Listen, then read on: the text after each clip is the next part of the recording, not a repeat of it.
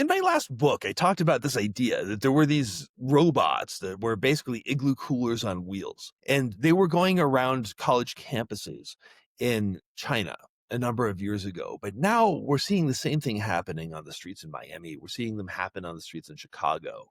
I was talking to a client in Portugal just yesterday, and this blew her head. The reality is that as we have all of these robots moving around, whether they're Waymo vehicles going into London in the next little bit here, or whether there are this explosion of robotics going around major cities in the United States. They have the potential to clog the infrastructure of the cities, of the countries. This summer, there was a DDoS attack, a denial of service attack by some punk kid in San Francisco. And he didn't have to break down the code, get into Waymo's technology. He just got 50 of his friends together and got them to drive Waymos to the same place at the same time in a way they couldn't get out. Punk kid having a good time.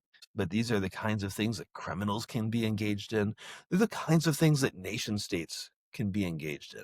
Is every city in the world moves from being driven purely by human labor to also being driven by robotic and computational labor. We're going to be living in something like Mos Eisley in Star Wars. And we want to decide, what does that look like? How do we do that effectively? How do we work besides robots? And how do we make sure that even though they don't intend to, robots plus people don't work against us?